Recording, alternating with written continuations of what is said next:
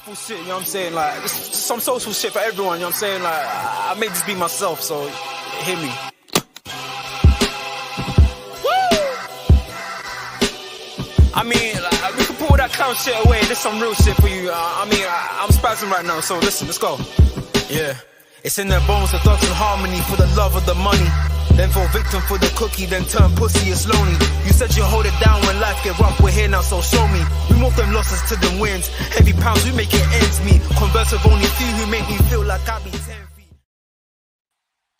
Yo. What's going on, people, man? We're back in the building. You know what time it is, man. You know the vibes already. We're here for the AC Milan versus Liverpool Champions League. We're back finally after a one year hiatus. 1 year hiatus where we're in the Europa League. Got embarrassed in that, to be fair. But you know, ultimately we are back. You know where we belong, man. Where we belong. I'm tired. I didn't like the Thursday night football. I hate that Thursday night vibe, coming home and sometimes you're finishing work and I can't even get home in time because you're finishing work at 5 p.m. and the game's kicking off at 5:30 and that, or 5:45, and you know all of that kind of stuff. So yeah, man, it was a little bit annoying, but you know we're back now. You know what I mean? 7:45, 8 p.m. kind of kickoffs. I prefer that, man. But big up everybody, of course, inside the building. Make sure you guys are voting in the polls as to the result of tonight's game. Of course, but I ain't here by myself, man. Big up Harris. In answer to your question, not really. So I think you should be good. How are you doing, bro, man? How are you? Yeah, I'm good. I'm actually quite excited for the game today. I think it's going to be an entertaining game. Champions League. It's my favorite league.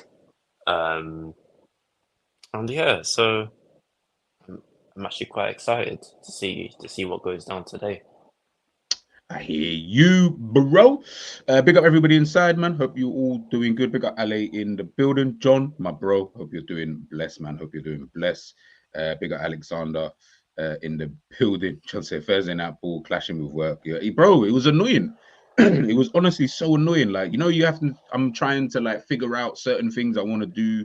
I'm having to figure out like, oh, do I really want to finish work this late? Certain games against like Sparta Prague and that, I'm like, you know, I might just forget that one and just watch it later or something like that. Because you always had like, so there'll be like games at like 5:30 or 5:45, and then you had the 8 p.m. games.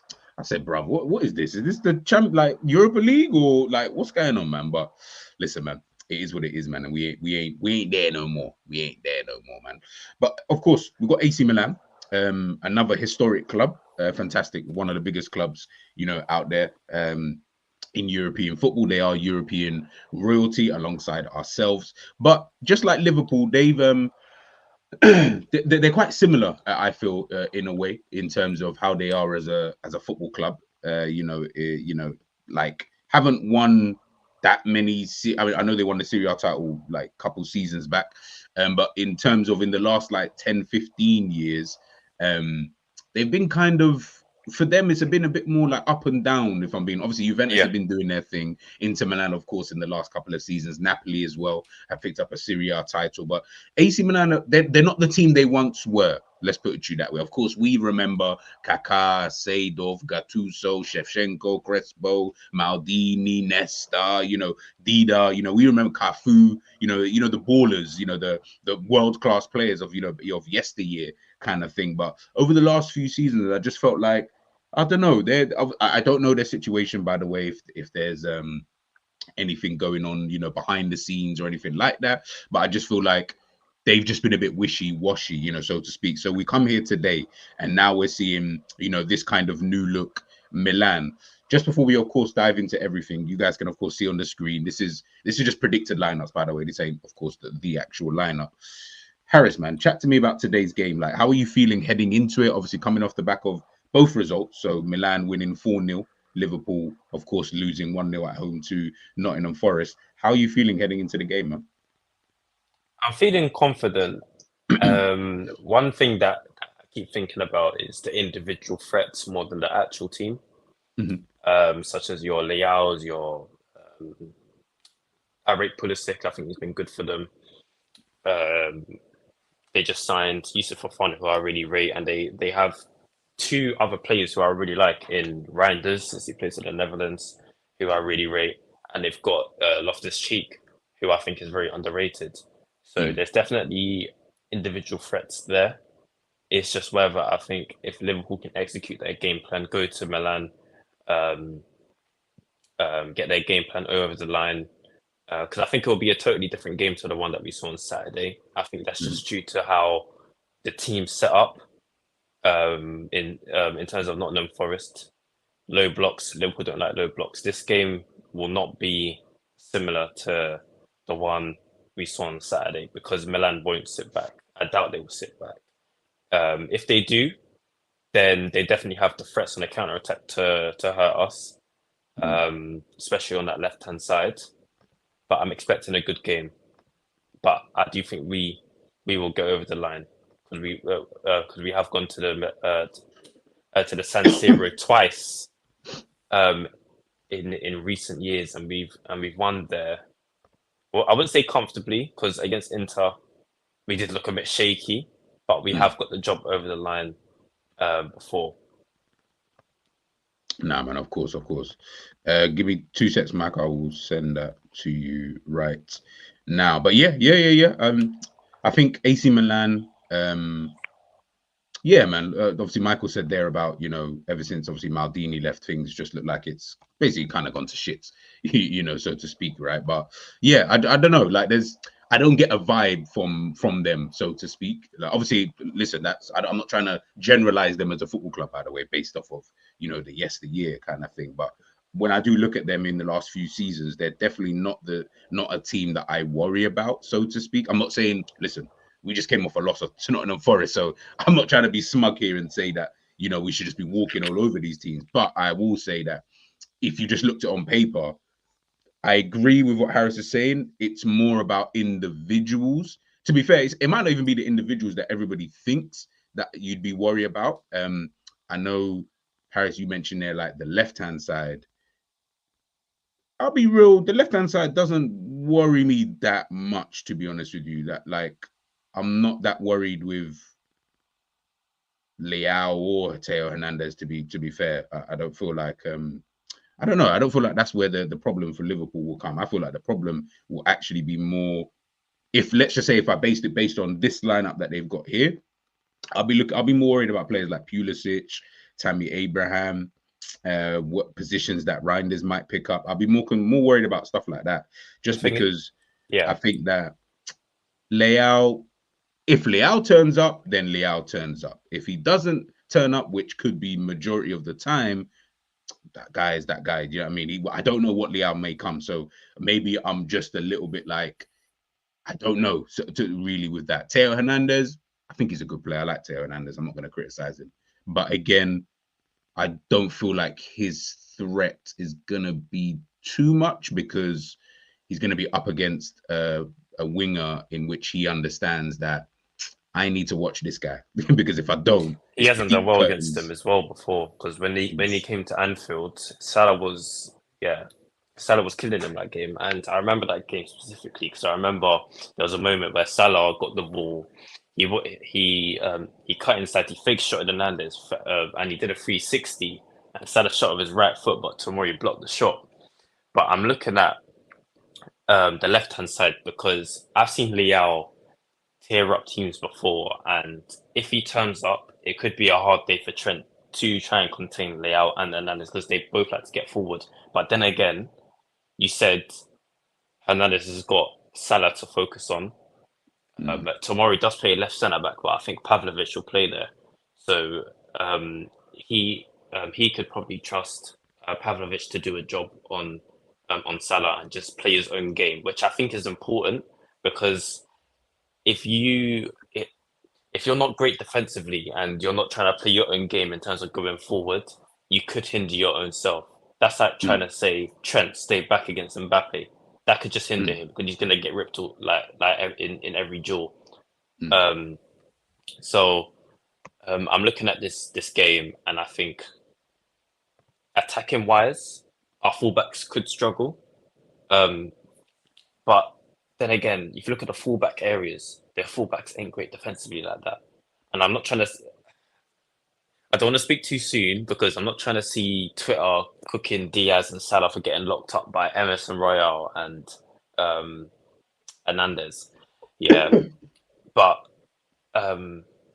yeah, yeah. I think the left hand side is definitely a threat for me, in my opinion. Especially if they turn up. So let's see what happens today. Nah, I feel you, man. Big up Michael, bro. My guy, man. Big up, man. I got break now. I got like 5 minutes, G.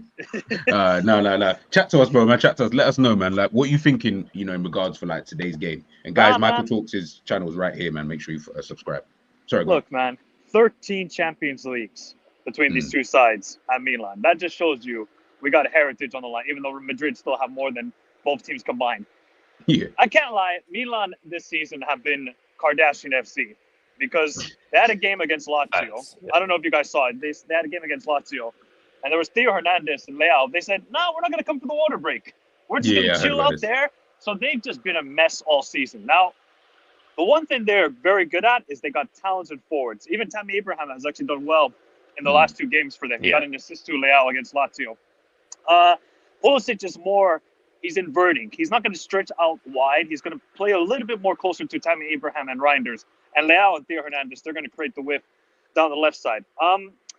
If I don't see Luis Diaz look at Emerson Chicken Royale and say, "Bro, you're my empanada tonight," he needs to cook his ass. Because Emerson Royale is so like, you thought, okay, maybe he's just a Tottenham flop and this sort. No, this guy's just a trash footballer. He's garbage. On the ball, defensively. The one problem Milan have had all season is defending in transition. They got cooked by Torino. They got cooked by Parma. They got cooked by Lazio. The only game they won this season was against newly promoted Venezia, a.k.a. Hipster FC. So I expect Liverpool to bounce back tonight. If they don't bounce back after what we saw over the weekend, then that's not a great sign. And especially Milan. Like, Milan are just such a fascinating team. They have very good players like Pavlovic. They signed Fofana's a very strong DM. But defensively, they they're stretched. Once you stretch out this team, you can get at them. And Fonseca, this guy's trying to act like he's the number 1 manager in the world. When you're not, buddy. You've been at Lille. You've done well there. You did well at Roma. Let's see how you can do at big boy Milan. And Liverpool I'm just more intrigued to see how Arne Slot is going to rotate. Because that's going to be another fascinating thing. He's surely going to have to change something.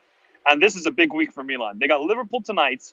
And they got the Milan derby over the weekend. So it's a big week for them overall. Now, look, I don't think this is going to be a straightforward sort of Liverpool win. Everybody would assume, oh, look at Milan's form. They're probably garbage. But always in the Champions League nights, this team rises, no matter what. Remember, they went away to Newcastle and beat them last year. And I think they drew away to Dortmund. So they are a good team. They got the forwards. Should be a fun game. Nah, man, I agree with what Michael's saying. Obviously, I'll get into like score lines and all that kind of stuff. But I wanted to talk about something obviously that's been kind of going on in the last like couple of days, right? And obviously it involves one player, and that's obviously Szoboszlai. So I've heard quite a lot of you guys. I've heard quite a lot of people. I wouldn't say turn, but the language being used for Szoboszlai as of recently in regards to him as a player, what people think about him, and X, Y, and Z. Harris, man, chat to me about Szoboszlai, bro. Like, what is it like? Okay, first of all, let's go step by step. Do you think Szoboszlai is a good player? Yeah, I think he's a good player. Okay, Michael, do you think Szoboszlai is a good player? Wait, G, you gotta inform me because I'm off social media and all this sort of crap. What have people been saying about Szoboszlai? Bro, if you bit like, as in, okay, so after the game against Nottingham Forest, right? There was Salah, Szoboszlai. I can't remember there was who the other person was, but Szoboszlai was getting quite a lot of stick.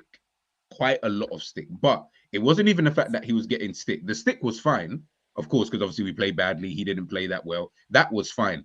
It was more the fact that people were now like, yeah, this is Szoboszlai. This is the real Szoboszlai. The first 3 games, etc., kind of thing. It's as if everybody just erased that from their memory. I'm sorry, and then G. it was just, go on. I'm sorry, G. This is just stupidity, what I just hear. I'm sorry, man. Because Okay, I agree one with you. game, I agree with one you. I agree game with you. doesn't. Okay, so are we gonna say after the Champions League final 2022 when Salah had a stinker, are we gonna say, oh, he's a trash footballer now?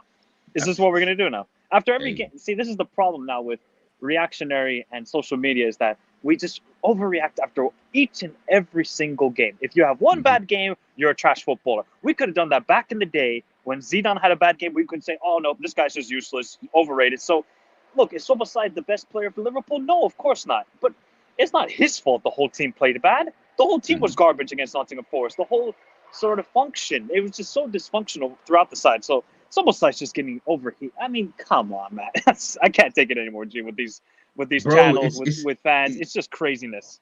it is a madness, man. Like Harris, yeah, I would like to know, like, what do you this whole Zabozalai thing? Obviously, on the slot, yeah, there we go. Big up Ben, by the way. Yes, I did steal your design, so thank you. But now, love, my bro. Obviously, on the slot says here. He's talking about Szoboszlai. He has been important for us, outstanding in his pressing game. Something that we have to work on with him is scoring goals and creating chances. For an attacking midfielder at Liverpool, his numbers need to go up, but I am really happy with him up until now, and I'm sure the numbers will go up. When you see that, can you, I guess, understand the frustration that some people have with Szoboszlai, or do you think it's a little bit unwarranted? I think it's so unwarranted because, Hmm. like, I think our fans were very emotional. I mean, not me, but I think our fans were very not childish. But if something doesn't go Nah, our call them way, childish, bro. If you want to call it's them childish, they're it's childish. Some of these people are it's childish. throwing toys at the pram. Yeah, you're looking for a scapegoat, and I feel like Szoboszlai recently has been the scapegoat, even though there was other man on the pitch that was stinking it up as well. But he is. It's not like Szoboszlai missed a chance. Yeah, like a clear cut chance because number 20 missed a clear cut chance with a header, and I haven't heard anything for him because Jota has credit in the bank. No one's really going to criticize him. You only get like a few fans that may say, "Oh, The credit in the I think bank Nunes clause, should yeah. start." Yeah, so Boslai doesn't have that much credit in the bank. The only credit he has is from last season, from how he started, and other than that, it's been he's been underwhelming. But I still have belief in him because, like, I've seen him at his best and I've seen him at his worst. And at his best, he is a top player, and he is hard to deal with. And in that Newcastle game, do you remember last season? Yeah. He was top. Played Yeah, he out of was his top. skin, in terms of defensively going forward. Yeah, like he was an issue to deal with. And then like seeing the Nottingham game now. Before that, I wasn't hearing anything about Szoboszlai. Like people were praising him, and then since we lost, I'm seeing what you've just said in it.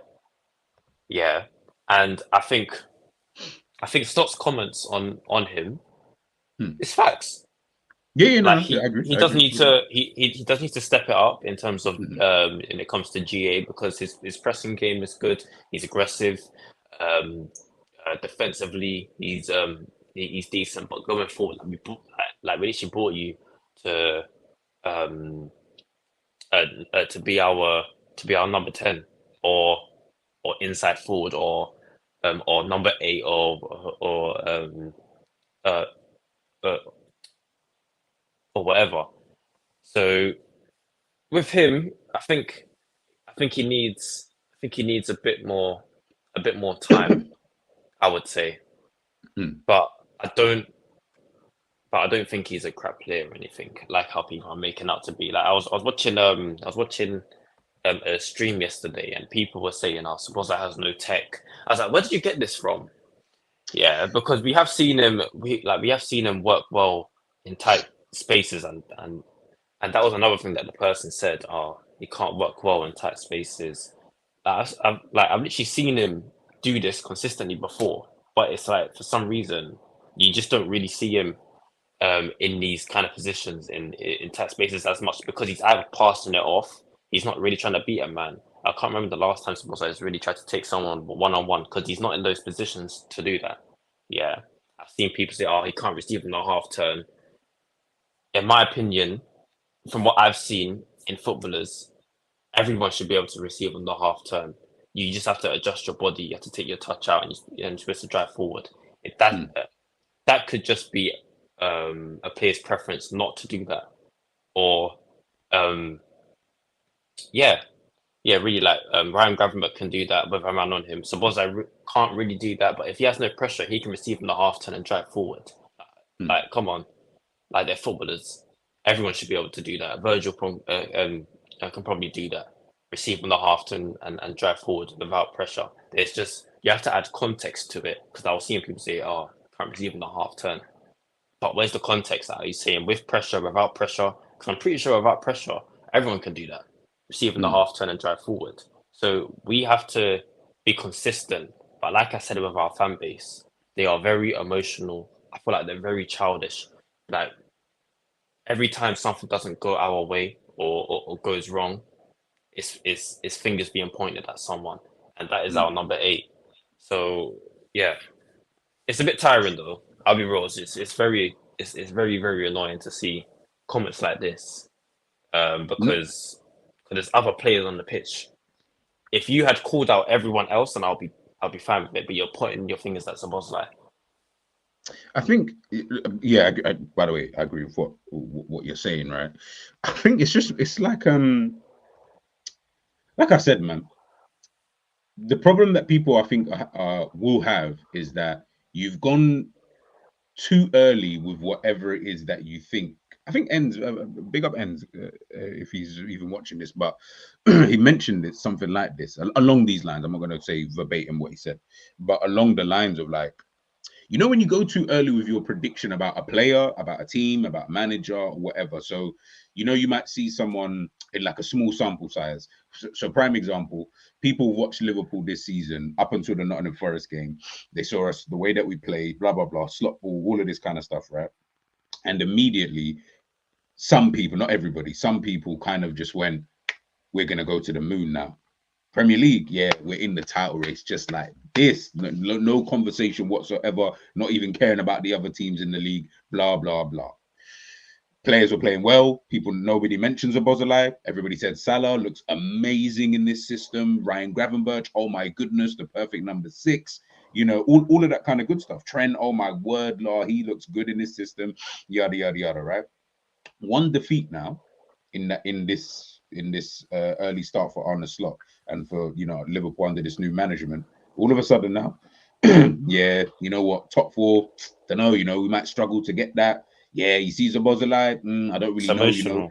Be like, we don't have a player could do this. Oh, Jota, he's not great. Yeah, Diaz. Bro, this is what I said about Diaz. Jinky Majinky. Salah. Bro, this is Salah. This is just typical Salah performance. Why is he not performing this, that, and the third? I'm like, that's so wild that one game can have such an impact on how you would think about the players, about the team, and about the manager. That makes me then wonder, not so much about your football knowledge, because that's subjective, more about your mental state. I'll be honest, for some people, because I don't understand, like this, like the game that we've just come off, right? And obviously I'll veer it back to Szoboszlai. We've not seen anything from Liverpool in terms of the players, the way that we play, that we haven't actually really seen before, whether it be in small doses and stuff like that. Yeah, we've seen all of this stuff before. So I'm talking about the first 3 games for Liverpool, in terms of the performance levels and some of the football we've been playing with Arne Slot. I've seen all of that. I've seen it. I've seen it under Klopp. Not in its totality in the way that we've watched it with Arne Slot, but we've seen bits and drips and drabs. The performance level of some of the players, we have seen this. So Ryan Gravenberch, as an example, I have seen him play really, really well for Liverpool under the old regime. But I've also seen the other side of, you know, a Ryan Gravenberch. Same with Salah, same with Szoboszlai, Van Dijk, Trent, all of them. We haven't seen anything different. We lose to Nottingham Forest, a team who likes to play low block. We have seen this before. So again, this is why I get a little bit confused when people go so far with their assessment, because the reality is, guys, we have seen all of this before. Nothing new has happened with Liverpool that you as fans have never, ever seen before. It would be different if we were playing Pep Guardiola style football and the way that we was playing, you know, was that kind of stuff. Fair enough. Because then you can say, well, I ain't never seen that in Liverpool before, especially in like the last like 10 years. I've not seen that. Fair enough. but we're using elements of what Klopp is doing anyway, and the performance level of some of these players. None of these guys are performing out of their skin, world class, never seen before level. Guys, we've seen it. So when Szoboszlai has a bad game, which is not acceptable, by the way. I'm not trying to give any excuses. Like, no one should be having. I don't want anyone to have a bad game. But when they have a bad game, that's fine in terms of you criticizing them for that game. But the reality is, people are now going too far, saying, "Yeah, this person should be dropped. That person should be dropped. Yeah, he's shit. I've been saying he's rubbish." What, one game, and you've It's all just almost done. like people are waiting for it.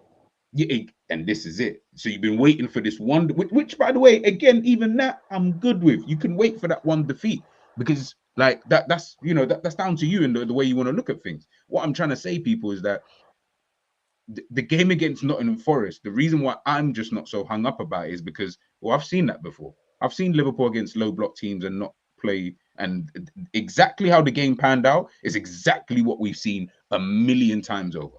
I've seen it already. So why is everyone acting surprised?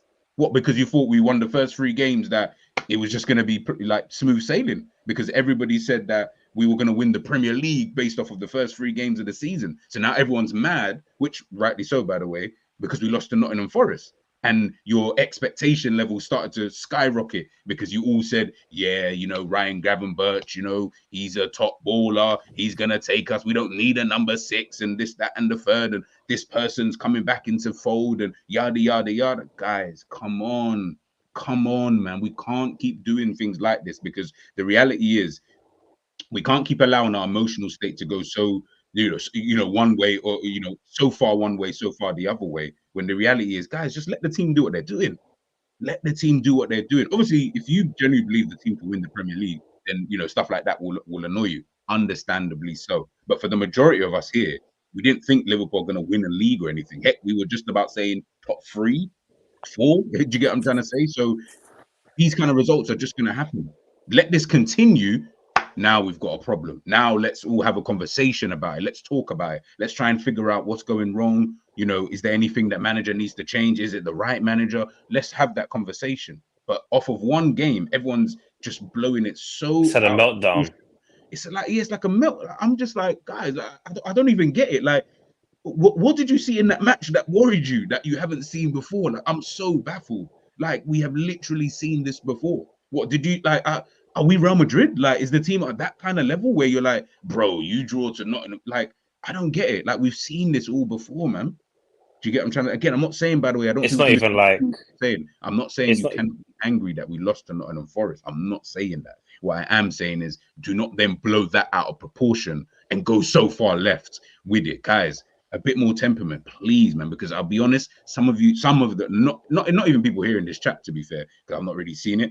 More online, you guys are just looking real stupid right now. Like, you sound stupid. So I'm just like, and me, I'm the type of person, if I think you're stupid, I call it stupid. Do you get what I'm trying to say? Whether you think I'm stupid, that's down to you. But the reality is, if you're going to behave in this kind of way, you ain't going to survive the season. Because I can promise you right now, Liverpool will lose a minimum of another 3 games this season. I can promise you that. I already know that's going to happen. Don't know who, but I just know Liverpool will lose at least a minimum of 3 more games this season. How are you going to games you wouldn't expect as well? Yeah, and it might be. Yeah, I'm not even going to go that far because I don't even know. But I just know Liverpool, with the way the fixtures are, there are teams I look at and think, I feel like we'd probably lose that kind of game. How are you going to behave in that kind of way? Come on, guys, man. You all wanted to give Slot a chance. Give the guy a chance. Sorry, Harris. Go on. Say what he's going to say. I've had my rant. My rant is over. I actually forgot. It's calm though. Nah, but either way, man, like, we'll move on anyway, because I wanted to do like a predicted lineup, and then obviously we'll go through like a score prediction and stuff like that. But I had to get my rant out of the way. Sorry, but it's just because some of the stuff, like, I've been away as well for the last couple of days, just sorting out family stuff, and like some of the stuff I'm just looking at, I'm just like, bro, are you not like serious? Like, Jesus Christ! Like, I generally would have thought, yeah.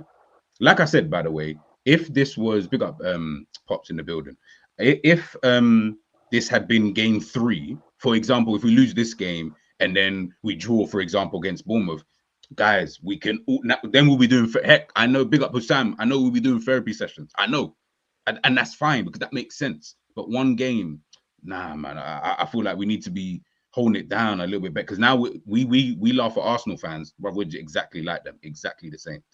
Honesty's asking, why is it when we win, it's Arne Slot is cooking, but after one loss, I heard it's Klopp's fault. They still have Klopp in their system. What does Klopp do? What does Klopp have to do with anything? Exactly. I heard a lot of people talk about Klopp, which was so baffling. I didn't really get that one about the whole Klopp thing. A lot of people were reverting back to Klopp when he's not here, so it has zero to do with him anyway.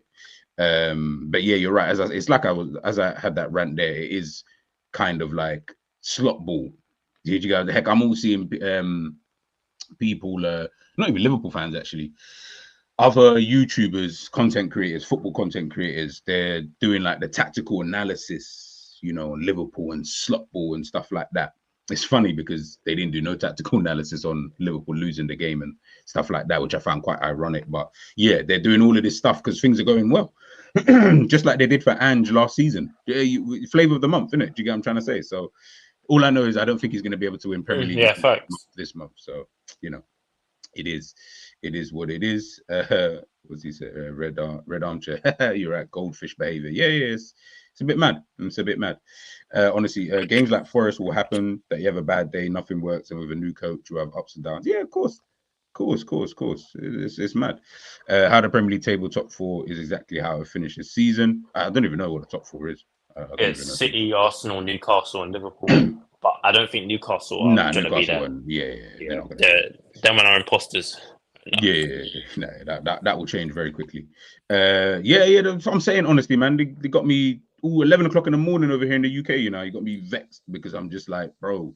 But I thought though that this season this wasn't going to happen though. Like I actually thought, you know what, this season I feel like fans. I was giving the fans the benefit of the doubt. I was all saying to people like, no. I think Liverpool fans like will ease up a little bit. Do you know what I mean? Because it's a new manager, we all understand, and new way of playing. I didn't think people were gonna be so vexed, so to speak. Or sorry, I knew they'll be vexed if we lost. I just didn't think they'd go too far with how vexed they are. But things never change, man, with this fan base. Obviously, moving on quickly before we get to the lineup, which is I think is going to be interesting. Arne Slot obviously spoke on Chiesa. He says for the first time he's in team selection for tomorrow/today. He doesn't expect him to start, so we all know now that he's probably not going to start the game, barring an injury. But he can make a few minutes. Before we get into the lineup, bro, are you excited to see Chiesa? Start off, potentially get his debut for Liverpool. Yeah, I am. Yeah, against a team that he's played against many times before. And I feel like this could be a game for him, like not to start. I mean, in terms of the playing style, if he was fully fit and he's played games before, this would be the game for him. But it's going to be an open game. Yeah, he's probably. I think he's faster than Diaz. He's faster than Gakpo. He's probably faster than Mo, because Mo's slowed down a bit. So I would say he's one of our fastest players, and you see in transition what Michael said. Milan can't defend in transition. You're looking at Chiesa to be getting behind of Emerson or whether that's Theo Hernandez. So yeah, but I'm excited to see what he has to offer. I'm not expecting too much from him, or actually anything, because from how Slot was talking about Chiesa, it's like the guy's unfit. Yeah, that's what it sounds like, isn't it? Yeah, I agree. Yeah, it's like he's played no football. He has no preseason. He's only had training, so I'm not expecting anything from him actually this season, really, because he is the fee. The fee shows it. Yeah, 10 million. Yeah, that's Bobby Clark money. He's had no preseason, as I said. He's came in late. He hasn't played any games. He's only trained with the under 21s, and he's trained a few times with us. So I'm not really expecting anything from Chiesa this season. Like, if he gets 5 goals and 1 assist, it's not really like a concern for me, because I haven't expected him to come in here and cook up a madness. Like, if that fee was 70 million, I'm expecting something else. But the fee, I think that plays a part in my expectations for Chiesa. Nah, man, I hear you, and you have every right to have those expectations, my bro. You know what I'm saying? Everyone's allowed their opinion, and I kind of agree with a little bit what you're saying, especially him talking the way he keeps talking about Chiesa is like, yeah, like you get the sense like, yeah, this guy's not really fit right now, kind of thing. And as you said, he hasn't played much football. Obviously, he didn't go away for the internationals either, so that might help him in terms of getting up to speed a lot quicker. I did expect to see him at least a couple minutes against Nottingham Forest, just to get a run around. Just almost like because it's at home as well. Obviously, we were losing, so maybe he thought, nah, kind of thing. But to be fair, I don't think he even made the squad actually for that game. Can't even remember if he made the squad. No, he hasn't yeah, made the but at least squad for at all this, yet. yeah. So at least this time, from what I've seen today, he has made the squad for tonight's game. All right, let's go to the lineup. Let's go to what we would think. So I've put 3 players in there already because I feel like that's going to be non-negotiables. I think all 3, yeah, like they're definitely going to play. Let's start off with right back. What are we saying? Obviously, I know the way people. I have obviously someone for the position. Obviously, if we both agree, we'll just put them in. If not, then we'll talk about who should kind of go in. You know what? Seeing Hudson-Odoi against Bradley, yeah, in terms of pace, I'm not trying to see that again, And you're probably thinking, will it make any difference if it's Trent? I think Trent's been decent defensively this season. He hasn't been cooked by anyone. And I don't want to speak too soon because we could see headlines today, like a mad stat. Yeah, dribble past Trent like 20 times. I'm not trying to see that. I'm not trying to speak too soon. Yeah. But you don't drop your big players for games like this. And on paper, it is a big game. So it would shock me if Slot does drop Trent for this game because it is a big game. And then again, I won't be shocked at the same time because we have seen him sub off Trent many times. And how he's spoken about Bradley, saying, Bradley needs minutes and everything. But yeah, I think Trent will start. I think Trent will start this game.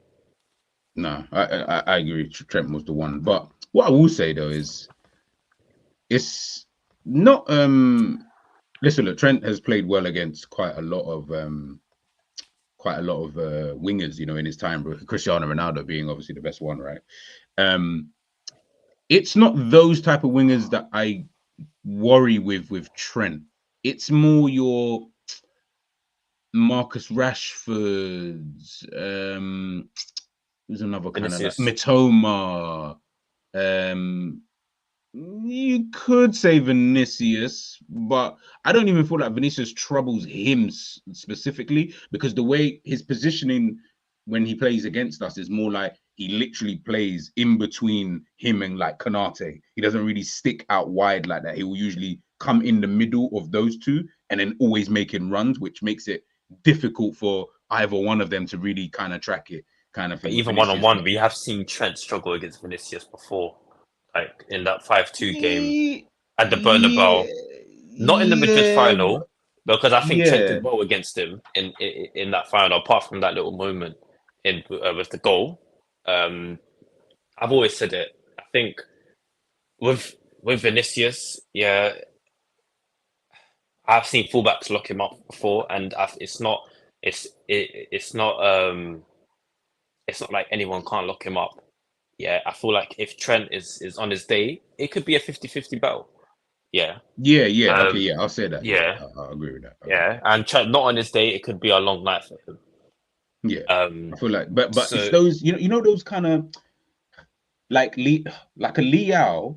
Again, this all depends on whether he's on his job or not. But a Leao type of winger, I reckon, would trouble a player like Trent because of the way that he plays. Like, he's very enticing, and sometimes I don't think Trent at times has the temperament to come up against certain type of players. I'm not saying we have not seen it before anyone starts trying to relive history in that. I'm saying there are certain wingers he comes up against, and his temperament for me comes into question. More so because, again, they're so enticing with the way that they dribble that he just seems to just sometimes just overreact. I'm like, bro, like, just chill. Like, I mean? Whereas Ronaldo isn't, and okay, the Ronaldo that he would have faced anyway back then, he weren't enticing. Like, do you get what I'm saying? He's just quite basic. If we're talking about Man United Ronaldo, I would say that's more enticing. Yeah, no, obviously, but I'm talking about the one when he faced him at Real Madrid, like that Ronaldo, where you're kind of reading this like complete Super Saiyan form of a player kind of thing, and he wasn't really doing the stuff that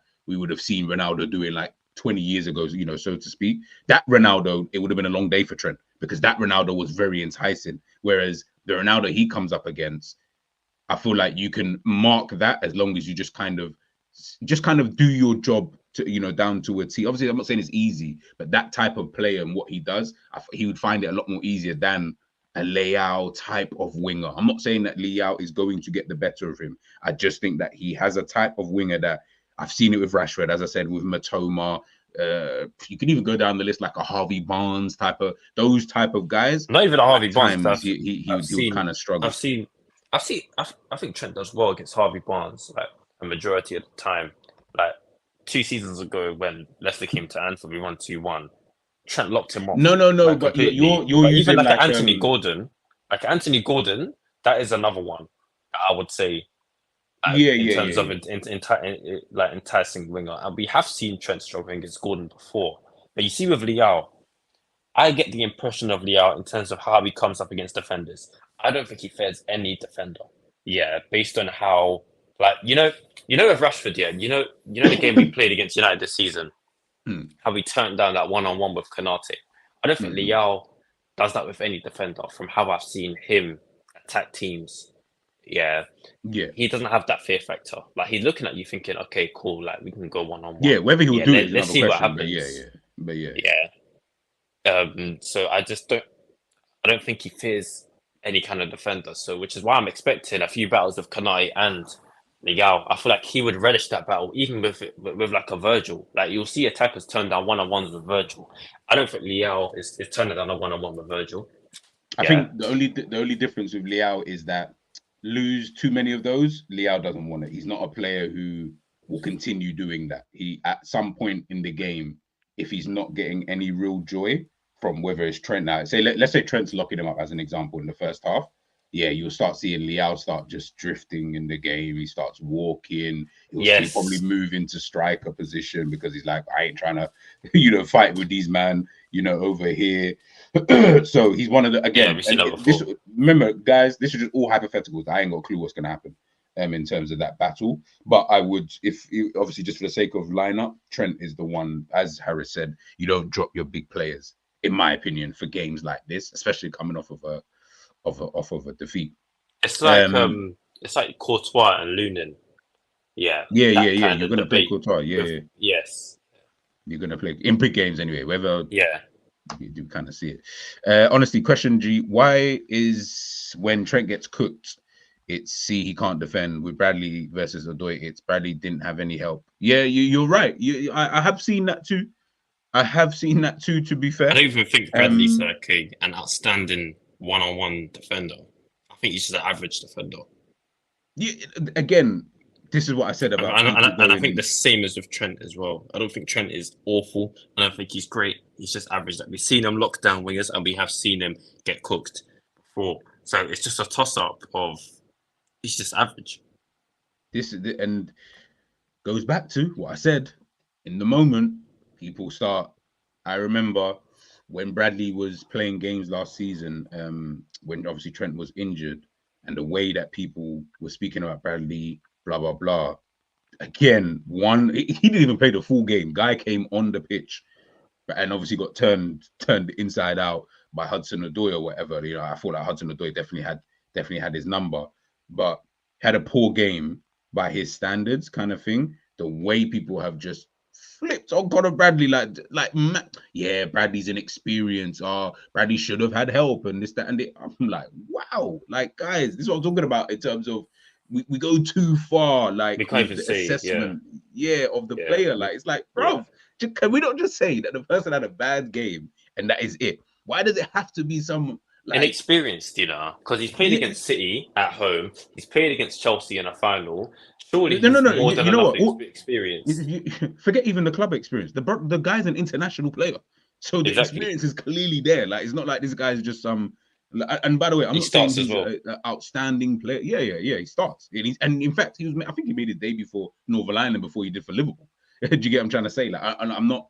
Obviously, it's Northern Ireland, so I know there has to be context applied. I get it, but the reality is, this is an international individual. You know, someone who his own country national team manager trust enough to say, bro, even if you're not playing for Liverpool, we still think, you know what I mean, you're good enough here, you know, to run your kind of rhythm. But yeah, I just think that again, it's just, to me, it's just too far. It's just a bit Yeah, too even far. when you know the FA Cup last season when he came on, I remember seeing people say, "Oh, Bradley locked off Martinelli after 1-1-on-1."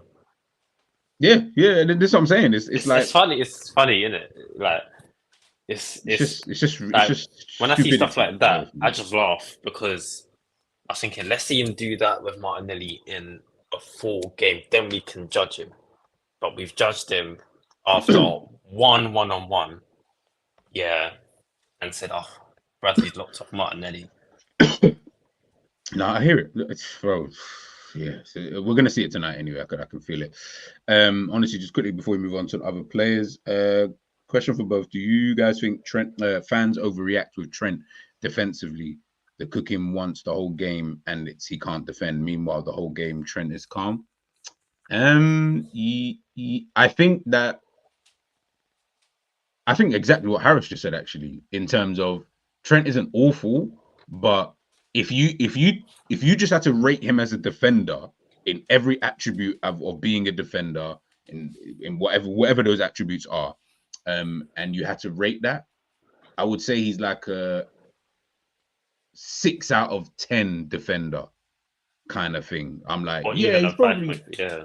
Yeah, oh yeah, 5 or 6. Like, let's say average, and if I might even go maybe just above average, because yeah. I might even say he's maybe just like maybe like a 5.56. I think there's kind of thing. worse. I think Porro is an awful defender.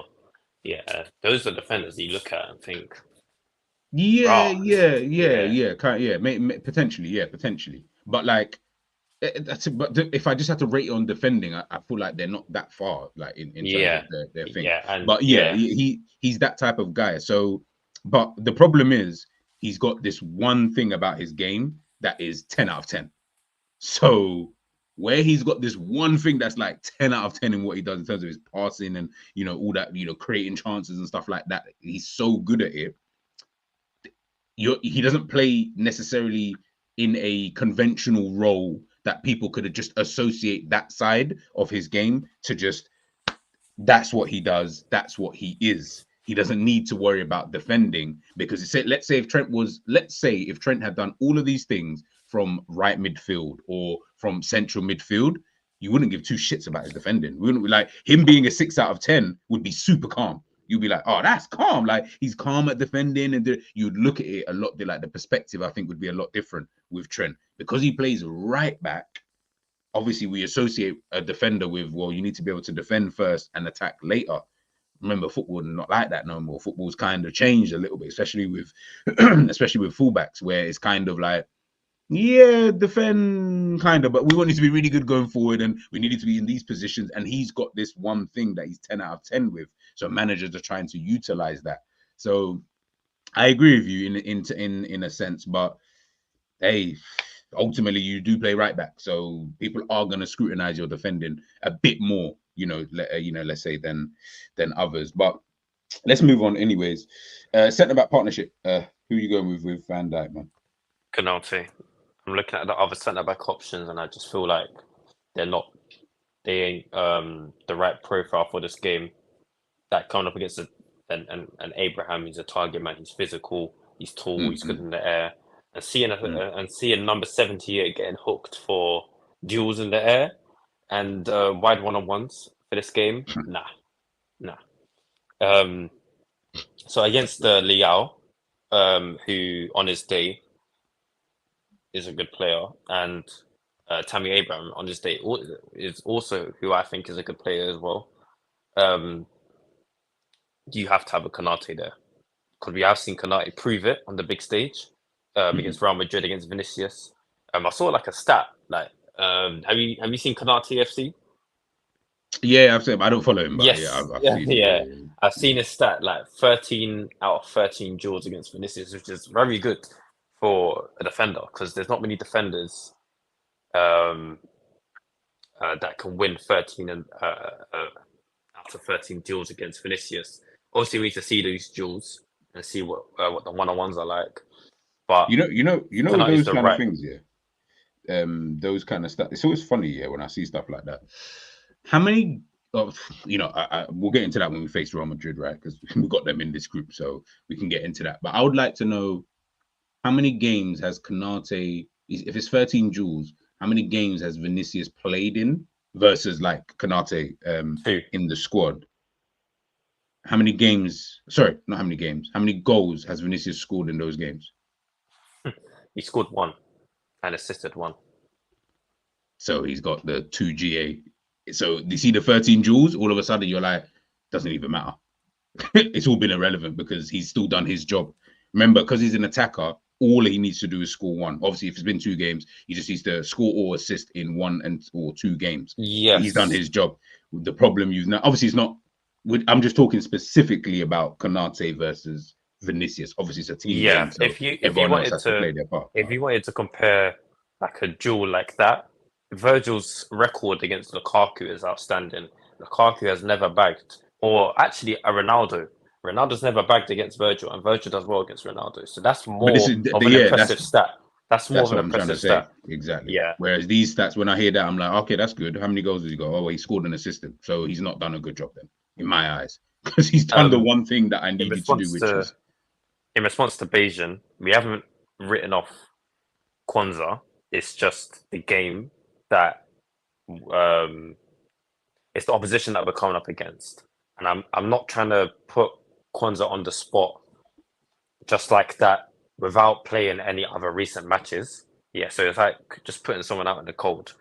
Yeah, Kanate's played. He's had a run of games. He's been good. So why drop him for Kwanzaa for someone who hasn't played recently? And plus the profile of attackers in this game, yeah, this is Kanate's game. This is what he's best at dealing with attackers like Liao. So I'd rather see Kanate go up against a Liao and a Tammy Abraham than a Kwanzaa, because I don't think Kwanzaa's the correct profile to deal with a Liao. Even with like a Watkins, like last season, like if you look at the 3-3 game against Villa, when Kwanzaa was dragged out wide, he struggled against Watkins, which led to the first goal we conceded. And we've seen it with the lap. Yeah, so I'm trusting Kanate to do the job. yeah, Bayesian. No, I'm messing, man. No. Listen, I'm not writing him off, but I think people are though. I do agree with elements of that. Is that I do think people are kind of writing off Kwanzaa, when these times we're calling him Mr. Condolences and that. I'm trying to say with these Virgil van other players and Kwanzaa. that. Yeah, like it's all mad, man. But left back, this one I think quite a few people have made up their minds as to who they want to play here. But I'd love to know. I've got a player in my head, but who do you want to play in this? I was thinking Gomez, but Sure. he hasn't played recently. He's had no appearances, I think. No, yeah, you're right. Yeah, I don't think he's played this season. Yeah, he didn't play that much in preseason. And like in Slot's system, in the build-up, since he's not left-footed, it might be a bit harder for him to build up in terms of how he receives the ball on the right. I mean, on the left. It's awkward at times because I played left back and I'm right-footed, and it is awkward at times in build-up. Yeah, in terms of how you may receive the ball. So I'm looking at little things like that which may hinder Gomez's game, because Milan are pretty sure with the players that they have, such as Loftus-Cheek, Fofana, Pulisic, Randers, Abraham, I feel like they will press us. Yeah. So having a Gomez in build-up on the left and he's right-footed, it might be a bit awkward for him, which may just result in him taking a touch out the outside of his boot on his right foot and just hoofing the ball up the pitch. I can see something like that happening if it's not working out. So you'd have to go with Robertson, really. Simicast, I'm not trying to, with the, like I said again, with the wingers that they have, it, I don't want to see Simicast against Chukwueze. I'd rather trust Robertson, who's probably got that more aggression to his game, and probably better defensively than Simicast. So yeah, let's just keep the same back four or back five if you want to include Allison, and see how we do.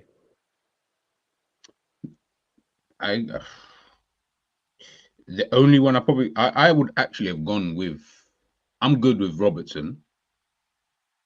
Pops said to be fair, which I slyly forgot, which is he has played all the internationals, so get Costas. Yeah, I kind of forgot that, to be fair, with Robertson. So if I had to pick, if it's not Robertson, for example, which I'm good with, and I don't need to change it or whatever. But if it's not him, I would then have gone with more Simicast. I think Simicast he's one of those players here that he might just shock you on the day, where he might just lock up whoever that winger is. And if he does that, he's better going forward than Andrew Robertson. So in my eyes, he's just better in the build-up, I feel, that we want to play under Arne Slot than Robertson. I feel like Robertson's still a little bit uneasy with what he's trying to do. So he's just keeping it basic, keeping it simple. I don't think he's been shit or anything like that. Just keeping it as basic as he possibly can, because I still think he's struggling with, the initial build-up part of how we want to kind of play. And I would much prefer to see a Simicast type player in that position. So like I said, I think you can go with either or. Like I'm really not. I ain't fighting on it. I'm not gonna. Let me even put Simicast in there. But I agree with what you said about what's Donny's name? Gomez. Yeah, I agree with what you said in regards to him. I don't feel like you can put someone like Gomez in straight again, just like what Harry said about Kwanzaa. To just throw these players in now anyway in a game like this, I just feel like, I don't know. But throw them under the bus. Yeah, but listen, if they have a stinker, yeah. And as well, if everyone you listen to what Slot said, when he spoke about the Nottingham Forest game. He said that game wouldn't have been any different with rotation. It wasn't about rotation. And I was like, yeah, I don't feel like it was anything to do like players. I don't think if he had rotated the team, we would have won. I just feel like what we were trying to do just wasn't working. And we just didn't have the players to do what he was trying to do. And then they started doing whatever it is that they wanted to do. So, yeah, but listen, we've got to respect Milan at the end of the day, innit? Like, it's not like we're going to go there and, have we ever gone there and bop them 6-0 or 5-0 or something? Like, I don't know. I don't see that happening. It's a close game. Yeah, I feel like it'll be a close game regardless. But like I said, I'll go with Simicast. Harris to go with Robertson. I'm good with either or. Midfield now. This is the interesting. We'll go with Gravenberch is. I think Gravenberch is a nailed on star due to the system, and I don't think there's anyone else in the team that is as good as him for the system in the first phase of midfield. Mm-hmm. Now, I was thinking this yesterday. He plays alongside him. Yeah, McAllister abductor issue. He got taken off quite early in the game. Do you play him again, or do you go with Curtis Jones? Just came back from injury. He didn't look great. It's not I'm not expecting him to look great. He just came back. Endo, another one, had no minutes. Didn't have a great pre-season, and I'm not trying to see Endo build up. So my alternative, would be number 8 to be the second phase midfielder. We've seen him play there once in pre-season. Yeah, and if we are going to play out from the back, I don't want him near the ball. I want him in the second phase for when we break the press from Milan to go on the counter.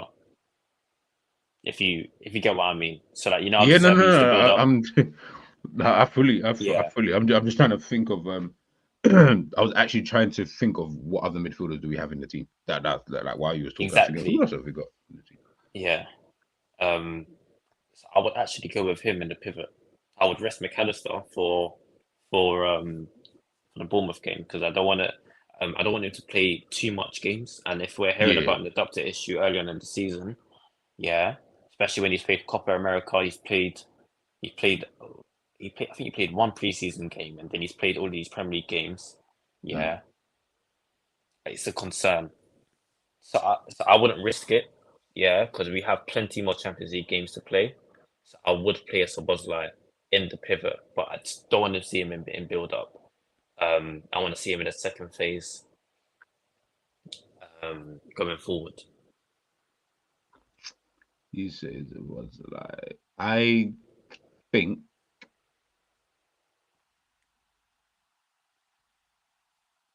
he's going to go. Sorry, I'm just trying to think. I think I kind of agree with what you're saying, and you can play him there. I think he'll just go with Jones though.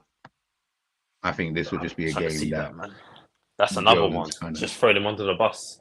Like he's played. He hasn't played football. No, he hasn't.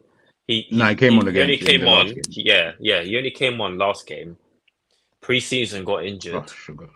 Yeah, and that's just another one, like a Joe Gomez or Kwanzaa, just throwing them under the bus if they have a stinker, or just throwing them out in the cold because they haven't played football like that. Yeah, especially we're away to Milan. The problem you've got is then, which I agree with. Again, I hear what you're saying.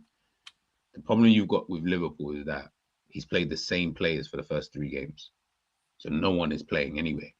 So other than the attackers, who else is coming on the pitch? Is the attackers and the fullbacks. So we've got a problem in midfield anyway, and there's no Harvey Elliott, who was the other midfielder who had played. So if he's going to rotate, midfield is going to kind of need to be the area you're going to need to rotate in.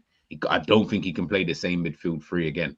I just don't. No, definitely not. No. Do you get what I'm trying to say? And I'm not disagreeing with what you're saying about Szoboszlai. I think you can easily play Szoboszlai. That wouldn't be a problem because we've seen him play there before, right? I just think that he's going to play Jones. I just think he trusts Jones there in that position. I'm not saying that Jones is good there. I'm not saying he's bad. I just think that he's the person he's going to play there. Trust. Yeah, I just feel like that would be it. If Jones is going to play there, don't make him the first phase midfielder, please, because like from what I'll be honest, it won't. I don't think it's going to matter. I don't think it won't baffle me if he is, because I feel like Slot may trust him on the ball. But from what I've seen in terms of losing the ball, taking too many touches. I saw this guy dribbling in the box in pre-season. Yeah, it was scaring me. Like it was like it's spooky. Like I just don't want to see it. Yeah. Again, I don't even disagree. Like I said though, sometimes listen, man, we've been watching managers for so long. Sometimes I feel like they're quite obvious with certain things that they do. Obviously, it's difficult because Slots just come in. So trying to read him and trying to understand where he's coming from. And by the way, we ain't got a clue what the lineup is going to be tonight until it comes out this evening. But I don't know, man. I just think what we think anyway about the players, the manager don't think that. And I feel like as much as we will say certain things, like we might say we don't like him on the ball, we don't like, certain things that he does, etc., which I agree with 100%. I don't think the manager looks at it like that. I think the manager sits there and says, nah, man, Curtis Jones, good ball retention, comfortable in possession. You know what I mean? He can win us fouls in certain areas of the pitch to kind of break up play. Like, he can get us forward. I feel like he would definitely like look at someone like him. And again, that's why I said it's either him or Szoboszlai playing that position, so to speak. But the way he's talking about Szoboszlai, I don't think that that's the position you're going to play him in. If you've been talking about him as an attacking midfielder, you don't then drop him back into DM role. Do you get what I'm trying to say? Like, I don't feel like that would make sense, because then your whole argument about his numbers being better, how can they be better from that position? Do you get what I mean? But I think the 3 can just rotate anyway. I think they'll just keep rotating throughout the game. So that's why I said I don't think it's going to even matter who plays in any position, because I just think they'll just rotate between themselves. Attacking midfield, who would you go with? I would go with Jota as the second striker. And now it is a risk, but I think in these most recent games, man, I was thinking that. But in terms of being a second striker and arriving late into the box, I feel like that could be Jota's game. Because if you look at the centre backs he's played against, if you're trying to hoof balls into you're basically trying to play like a 4-4-2 effectively, or 4-4-1-1 effectively. At times, it will look like a 4-4-2 in terms of what I would do. Like because Jota's not going to come in midfield and defend, so that's why I feel like I think he would. I think he would because I've seen that from him before. Like against Arsenal when we lost 3-2 at the Emirates, he was there as a 10 in that game, and I think he did well as a 10, like against Partey, in terms of like defensively, he was winning the ball back. I think he does have that about him, that defensive mouse, because he can do it. But it's just more like on the ball qualities with Jota. I'd rather him pick up more positions, I suppose, like on the left or on the right, and try and link play, because he can link play. But I think our options are very limited because of the lack of business we did in the summer. I'm not trying to speak about the business, but it does show. Like when you really look at our squad, that I've seen so many players. Like not players. I've seen so many people say, "Oh, we've got good squad depth." I don't think it's that great, which is why me and you are having headaches of players who should play. We're actually having to sit and think. Oh, I'm out here moving Szoboszlai to number 6 next to Gravenberch.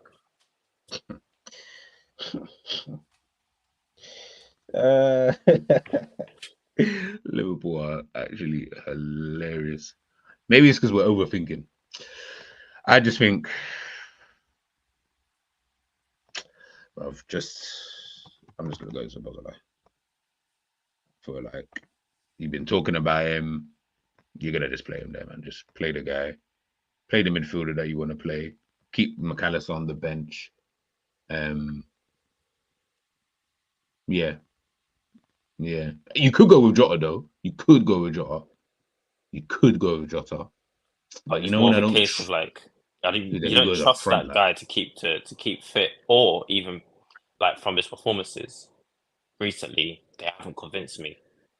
Yeah. That's I know if this was number 9, we'd be cooking them. We haven't really cooked Jota like that. It's true. It's very, very true. It's very, very true. It's very, very true. Although to be fair, in ratings, I've said like someone tried to tell me the other day about Jota. I was like, bro, Jota's been shite like this season. Like definitely not been good. But yeah, we'll see. Anyway, we'll see. I'm so intrigued to see this lineup, like what he does, because I don't think he's gonna want to make wholesale changes. Because I feel like he's not. I don't feel like he's gonna want to do that. Not in a game like this. Maybe I think we'll see 2 changes. Yeah, exactly. I literally think it'll be like 2 changes, and you'll be like, oh, okay, fair enough, such and such. But hey, I could be wrong. Let's go left wing anyway. Who would you put out there? I would rest Diaz and put Gakpo on top. I mean on the left. Gakpinho. That's the change we could be expecting. The changes that I'm expecting is either at left back or in midfield or one on the front line. I think those are the main 3 that we could see. Whether that's midfield and attack, whether that's midfield and defense, or that's attack and midfield. Those I think it's going to be either 2. Nah, that's because you don't trust. And I don't trust him. I don't rate Tyler Morton. I think Tyler Morton's a sound player, not anything outstanding, not anything. He's not awful. He's a sound player. But I've been seeing tweets recently. Oh, what should Tyler Morton start?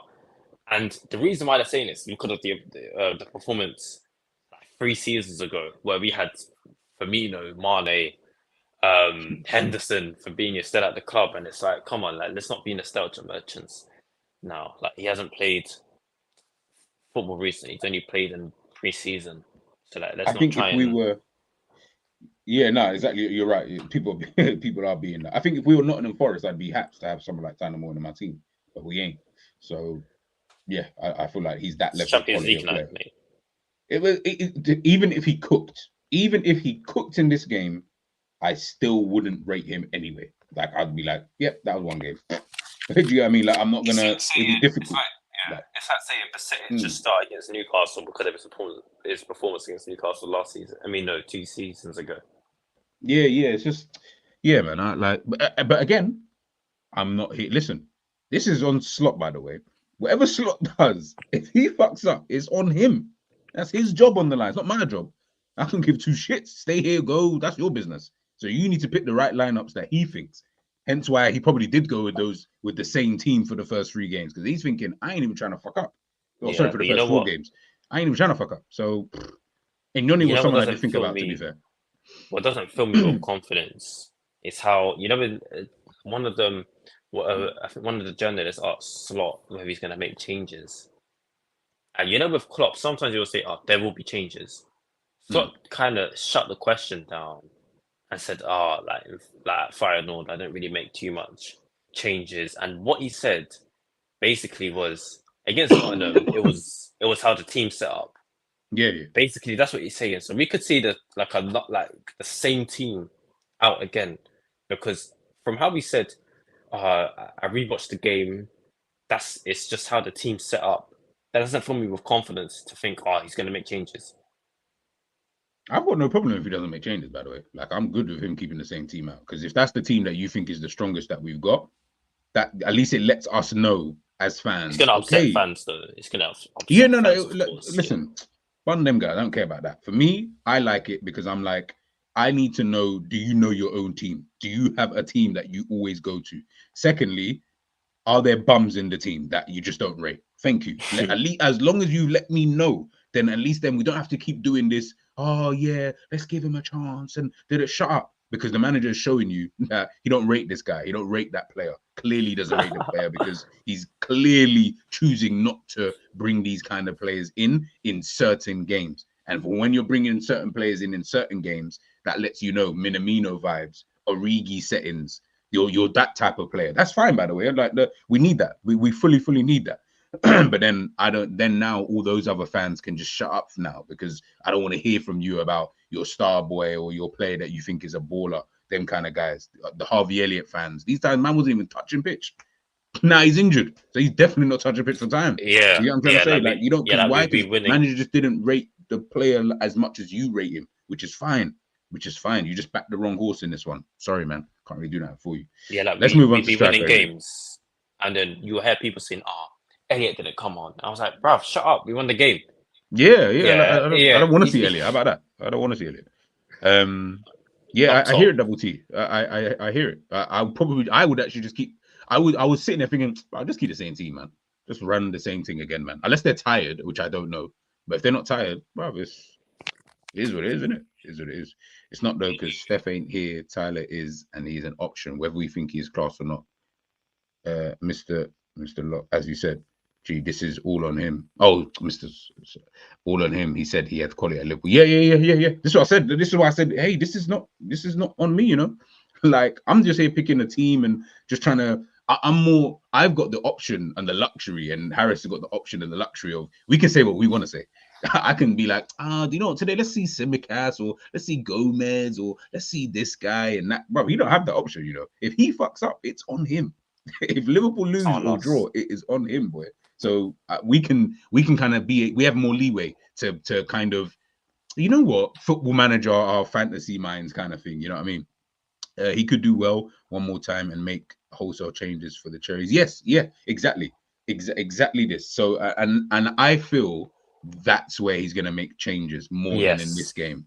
I feel like he looks at that game and says, listen, Bournemouth ain't no easy team, by the way. I don't want to disrespect Bournemouth, and then they come and we've lost to Bournemouth in our prime, by the way. I've seen us fully lose to Bournemouth. So I'm not even trying to disrespect them. But I just think that if he's trying to manage minutes, he might just look at that, because you want to get off to a good start in the Champions League, right? Your first game, especially because it's away as well. You kind of just want to win that game, get it done, and you start off well, because you've got 8 games. So at least win the first one. Now you've got 7 more to go, but then you can manage that over, the season, in terms of we've got, quite a lot of players who are still fit. So yeah, I totally agree with you, Pops. Totally agree. Let's move on to striker, man. Who would you got from? Number 9. I hear it. This is a game for him, open game. Whether he can I don't. With Nunes, yeah, I got no problem with that. I have no reliability on this guy in front of goal. If he had finishing, yeah, he'd probably be our starting striker in terms of fitness ahead of Jota. Yeah, but So that's all if semantics, man. yeah, that's all. Like what I just said, that could be in another universe, but that's not the case now. So seeing him, yeah, it's kind of like you have to cook this game. You have to cook if you're starting because you have no credibility in the bank. There's no credit for you in the bank at Liverpool. Yeah, a lot of fans, they don't really like him. I probably say fans don't like him more than they like him. So I would go through in this game. Probably wasn't expecting that from me to say because my opinion. No. I had Nunes to start as well. I picked Nunes to start. And I was tired of Jota. And based on the fact that Jota's been dead and an injury could be incoming, touch wood, pause. Yeah. I would go with Nunes. That was actually bad. I said 3 things in one. I said touch wood, pause. No. I'm like, bro, I had Nunes. I literally said, I'd start Nunes today. Like I've got no problem with starting the guy. Like I said, how I think of the players and the team, and if I rate them or not, like I said, that's me. I mean, I don't rate Nunes. That's fine. Guess what? Jota hasn't been doing anything. I would rest Diaz, so there's only one other striker to play, and that is Nunes. Just play the guy. All we can do now, just play the guy. Let's see what he can do. Let's just see it, because the way people were ripping into Nunes in the last game, bro, I was like, that doesn't even make sense, because Nunes didn't have any we weren't feeding Nunes anyway in a way that would have been able to supplement. Like, I think you couldn't have sat there and said, "Oh, Nunes missed 5 big chances in that." Guys, come on, man. Like let's. I know we don't like Nunes, fairs, but that wasn't the game to get onto him. Do you get what I'm trying to say? Like, that really was not the game. Do you get what I mean? I think, so yeah, I thought that was people are saying that he lost the ball, and people are saying that he lost the ball for the goal. I can't lie. But that goal there was other. There was as you was about to say, there was. Go on, sorry. There was actually other players that I think could have done better. Like Gakpo could have pulled down the player as a counter attack. Yeah, you're allowed to take a yellow. And then when you've got Alisson, who's the last man in goal, whose positioning I think could have been better, another pause.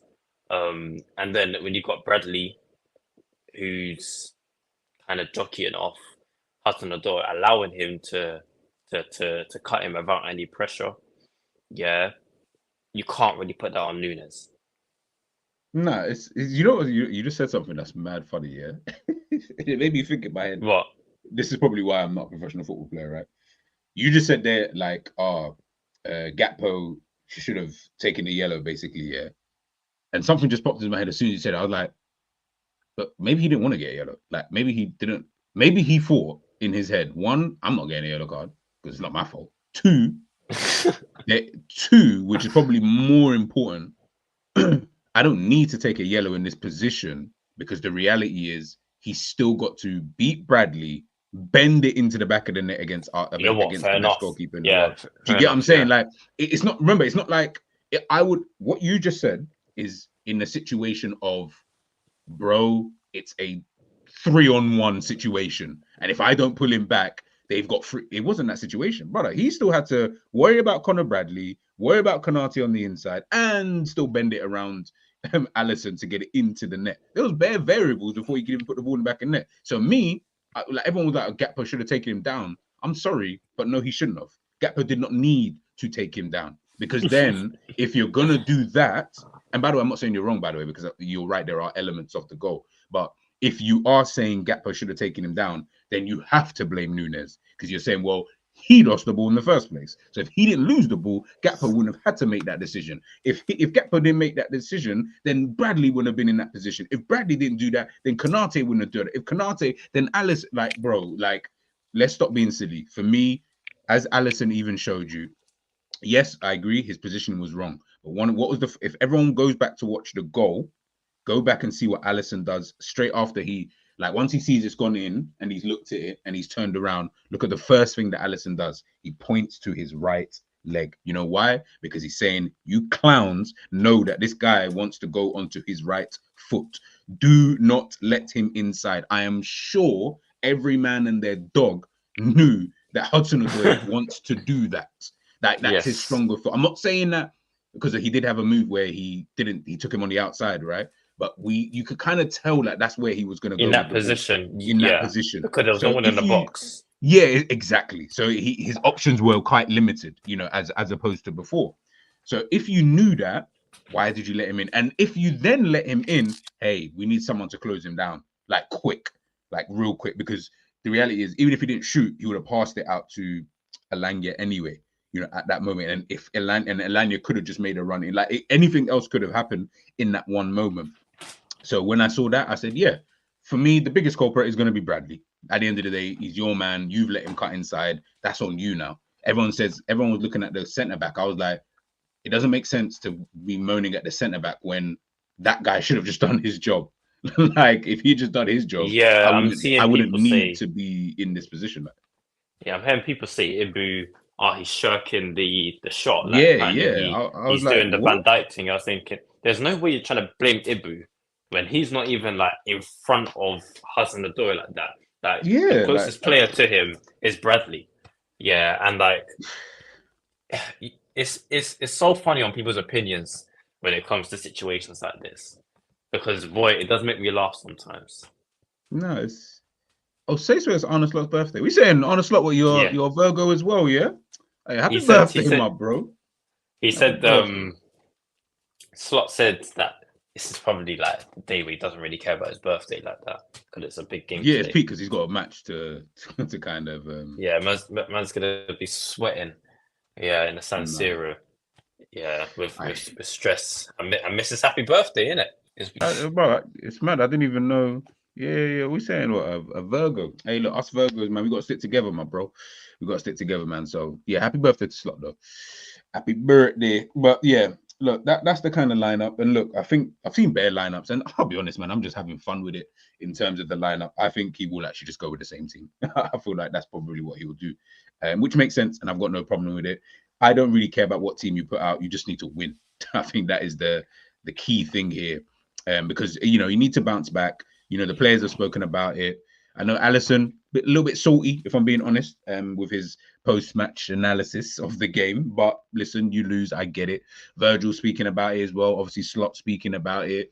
Yeah. Now the time for talking is kind of done and dusted now. Really, we just need to get back to winning ways, however that happens. And I think everyone will forget about it. I really think everyone will.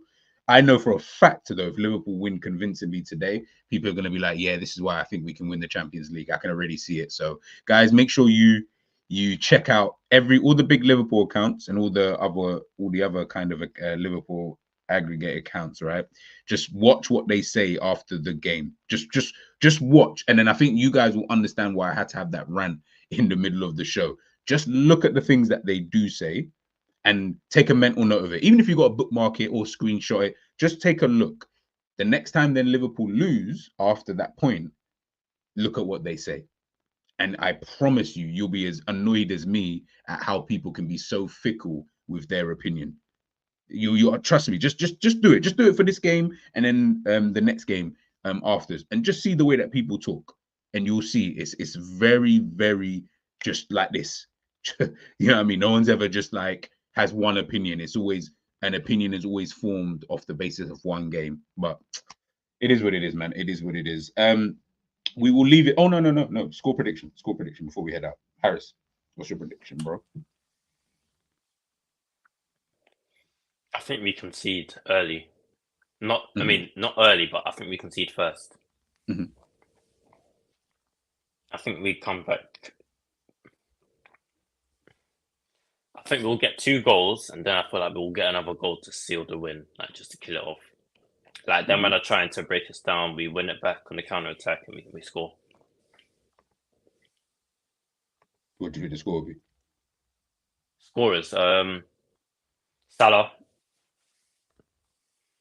I'll be lying if I say Szoboszlai. I don't think he's going to score.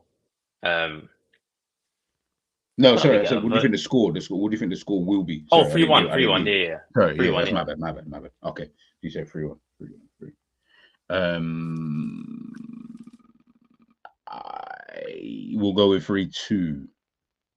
I think I'll go with 3-2 because I agree with what you said there about if we like. I feel like if we can score one, I feel like we just score again and again, and I think it will be like 2 goals will be in quick succession. I just don't know what sequence that will be, i.e., 1 and then the 2 will come later in quick succession, or 2 will come quickly and then 1 to kind of seal it off. I don't know. Yeah. That I one. think 3-2. I think 3-2. I think 3. I think we'll just about beat them. Hollywood Rock saying here 2.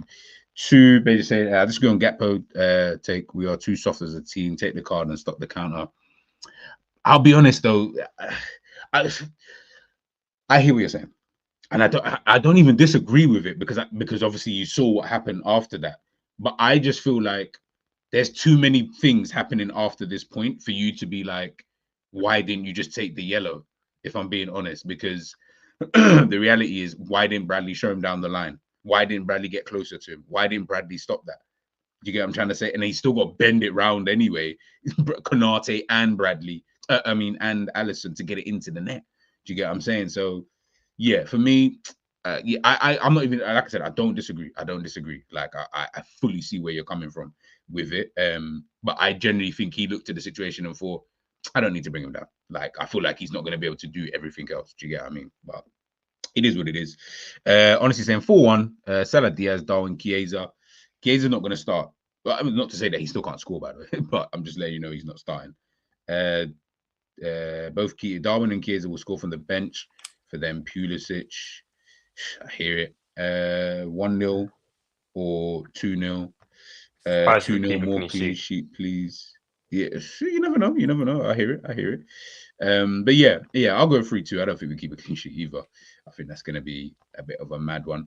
But guys, catch me back here tomorrow. We'll do. I might try and do a 10:30. Tomorrow's Wednesday. Yeah. I'll try and be back here 10:30 again tomorrow for the match reaction. Hopefully, we're talking about a victory. Make sure you tune into Ends. I know he's got a preview.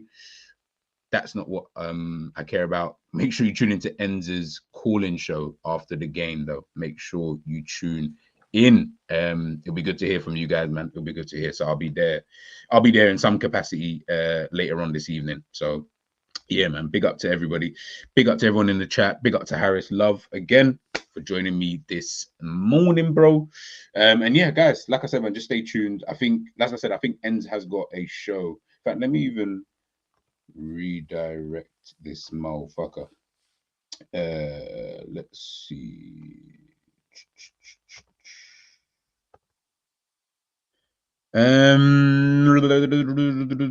Yes, Ends does. I think it's at 6:45. There you go. So I've now redirected it. So make sure when this stream does end, that you smash a like. Make sure that you smash a like. That's not me blaming Gakpo Nunes. It's just me saying we allow that stupid run through our team. Okay, yeah, fair. Okay, yeah. I get you. I agree with. Yeah, I definitely agree with that. I do think we are soft anyway as a team. Now, bro, we always win that. What's that award, man? The Fair Play Award or whatever. I'm sure we was winning it all the time. Now these reactionary fans after we win the quad is on. Yeah. I know. People are going to be telling us all sorts of things. But guys, I'll catch you back here tomorrow, 10:30. As I said, you'll be redirected over to Enz's stream, but it's at later on. Just hit the like button, leave a comment in the chat, and I'll catch you guys later, man. Peace.